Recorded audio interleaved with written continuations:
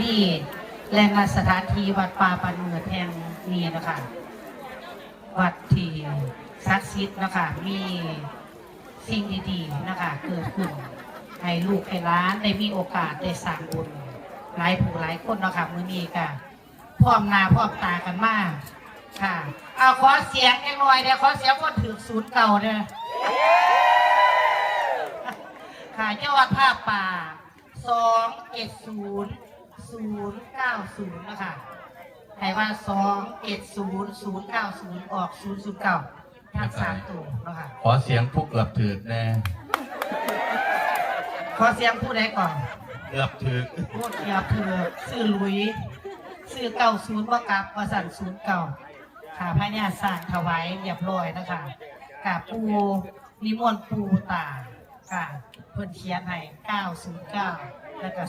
09ทางวันนี้เขาตรงๆเลยนะคะเพราะว่าแม่ครูศิษย์พระใหญ่นะคะมื้อนี้ก็ว่างศิลาฤกษ์ให้ว่าประมาณ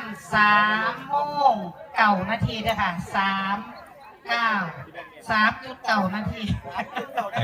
ใกล้แล้วบอก ไก่แล้วแม่นบอกอาจารย์ตอบ ขอบคุณพี่คุณน้องหลายๆครับสายบุญทุกท่านนะครับ และ10 นาทีนะคะ รวมงานกัน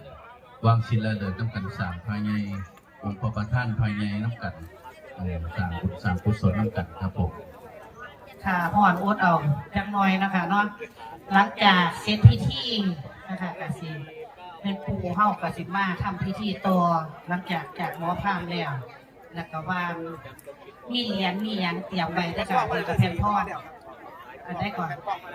ค่ะแผ่นทองผู้ใดบ่ท่านได้เขียนชื่อนะคะบูชาแผ่นทองได้นะคะเด้อ อาจจะมีเวลา เอาลุ่มทานเพิ่นตั้งจิตอธิษฐานสาธุเด้อหัวสิมานี่เยี่ยมสาธุเด้อหัวสิมาบ่ออก70ไก่ออก71เด้อได้สานต่อนะคะได้สานต่อ พี่น้องมาแล้วมาตะกอนโมเก่าเต่าห่อนก็ได้กับห่อนห่อนแดดก็ห่อนซ้ำนีดอก เอาบุญถือว่าเอา นีห่อนก็แดด แดดก็ต้องแดดมัน เดี๋ยวกันรวยน้ำกันนะครับ เดี๋ยวก็รวยผู้ใดว่าท่านโศกท่านหมาน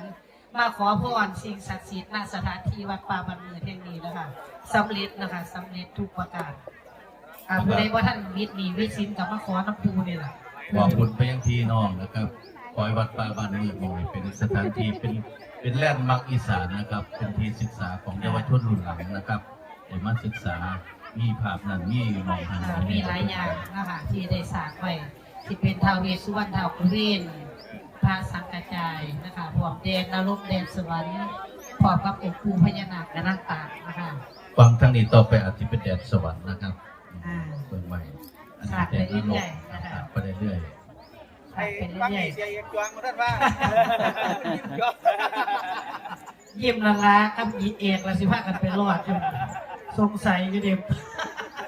เพราะได้แสดงก่อนโมเนาะ ถึงเวลาก็บอกเด้อพอพร่ำก็ได้